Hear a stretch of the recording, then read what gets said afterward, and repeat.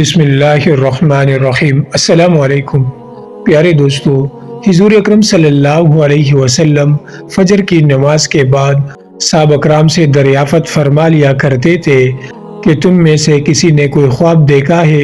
اگر کسی نے دیکھا ہوتا تو آپ علیہ السلام اس کے تعبیر فرما دیا کرتے تھے۔ چنانچہ ایک مرتبہ جب آپ علیہ السلام نے صحابہ رضی اللہ عنہ سے دریافت فرمایا اور کسی نے بھی خواب کا تذکرہ نہ کیا تو حضور اقدس صلی اللہ علیہ وسلم نے ارشاد فرمایا کہ آج میں نے ایک خواب دیکھا ہے کہ دو آدمی میرے پاس آئے ہیں جو میرا ہاتھ پکڑ کر مجھ کو ایک مقدس سرزمین کی طرف لے کر چلے گئے۔ کیا دیکھتا ہوں کہ ایک شخص وہاں بیٹھا ہوا ہے اور دوسرا ہاتھ میں زنبور لیے ہوئے کڑے کڑے اس بیٹھے ہوئے شخص کے کلے چیر رہا ہے، اور جب ایک کلا گدی تک چڑھ جاتا ہے تو دوسرے کلا کے ساتھ بھی یہی معاملہ کرتا ہے، اور اتنی دیر میں اس کا پہلا کلا درست ہو جاتا ہے، مگر وہ شخص پھر اس کے ساتھ یہی عمل دہراتا ہے۔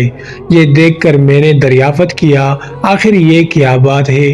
تو وہ دونوں کہنے لگے آگے چلیے۔ ہم آگے چلے تو ایک ایسے شخص کے پاس سے گزر ہوا جو لیٹا ہوا ہے اور دوسرا شخص اپنے ہاتھ میں ایک بھاری پتھر لیے اس لیٹے ہوئے کے سر کو نہایت بے دردی سے کچل رہا ہے۔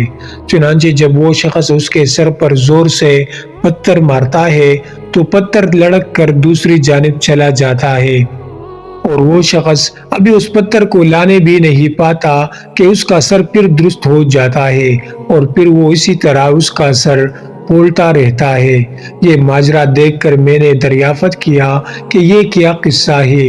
تو وہ آدمی کہنے لگے آگے چلیے۔ جب آگے چل کر ہم ایسے غار پر پہنچے جو تندور کی طرح اندر سے کشادہ تھی اور اوپر سے تنگ، جس میں آگ دہک رہی تھی اور بہت سے مرد و عورت اس میں پڑے تھے۔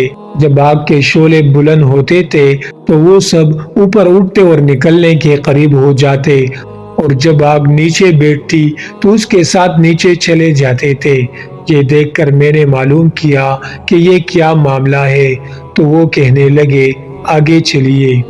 آگے چل کر ہم نے دیکھا کہ ایک خون کی نہر میں ایک شخص کھڑا ہے اور دوسرا شخص نہر کے کنارے پر کھڑا ہے جس کے سامنے بہت سے پتھر پڑے ہیں۔ جس وقت اندر والا شخص نہر کے کنارے کی طرف آتا اور نکلنا چاہتا تو کنارے والا شخص زور سے اس کے منہ پر پتھر مارتا کہ وہ پھر اسی جگہ واپس پہنچ جاتا، اور پھر جب وہ دوبارہ باہر نکلنے کی کوشش کرتا تو پھر اس کو اسی جگہ دوبارہ پہنچا دیتا۔ اس حال کو بھی میں نے معلوم کرنا چاہا تو دونوں کہنے لگے کہ آگے چلیے۔ آگے چل کر ہم ایک ایسے سرسبز و شاداب باغ میں پہنچے جس میں ایک بہت بڑے درخت کے نیچے ایک بوڑھا آدمی اور بہت سے بچے بیٹھے ہیں۔ اسی درخت کے قریب ایک اور شخص بیٹھا ہوا ہے جس کے سامنے آگ جل رہی ہے جس کو وہ مزید بھڑکا رہا ہے۔ پھر وہ دونوں مجھے اس درخت پر چڑھا لے گئے جس کے درمیان میں ایک خوبصورت مکان تھا۔ وہ دونوں مجھے اس مکان میں لے گئے۔ اتنا عمدہ مکان میں نے کبھی زندگی میں نہیں دیکھا تھا، جس میں بہت سے بوڑھے، جوان اور بچے موجود تھے۔ پھر باہر لا کر اس سے بھی اوپر لے گئے جہاں پہلے گھر سے بھی زیادہ عمدہ مکان تھا جس میں صرف بوڑھے اور جوان تھے۔ اب میں نے ان دونوں سے کہا تمام رات مجھے لیے پھرتے رہے ہو، آخر ان اسرار کے حقائق سے بھی تو آگاہ کرو۔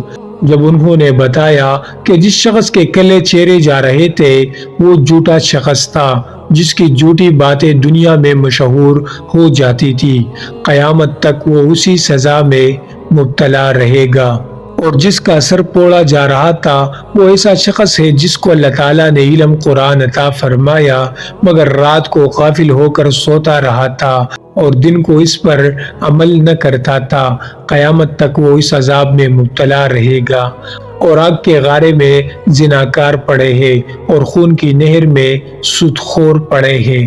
پھر انہوں نے بتایا کہ ہاں وہ بوڑھے میاں جو سرسبز درخت کے نیچے بیٹھے تھے وہ حضرت ابراہیم علیہ السلام ہے، اور ان کے گرد لوگوں کی نابالغ اولاد، اور اسی درخت کے قریب جو آگ دونکنے والا شخص جو آپ نے دیکھا تھا وہ مالک دروغہ دوزخ ہے اور درخت کے اوپر والا وہ پہلا گھر جس میں آپ داخل ہوئے تھے عام مسلمانوں کا گھر ہے اور دوسرا شہیدوں کا گھر ہے۔ پھر فرمانے لگے ہم دونوں آدمیوں میں سے میں جبرائیل ہوں اور یہ میکائیل ہے۔ اس کے بعد کہنے لگے ذرا سر اوپر اٹھائیے۔ میں نے سر اٹھا کر دیکھا تو میرے اوپر سفید بادل مجھے نظر آیا۔ وہ کہنے لگے یہ آپ کا گھر ہے۔ اس پر میں نے کہا تو مجھے چھوڑو میں اپنے گھر میں داخل ہو جاؤں۔ اس پر انہوں نے کہا نہیں ابھی آپ کی عمر پوری نہیں ہوئی، اگر آپ کی عمر پوری ہو چکی ہوتی تو آپ ابھی چلے جاتے۔ پیارے دوستو، مزید اسلامک واقعات اور قصص الانبیاء کے لیے چینل کو ضرور سبسکرائب کریں۔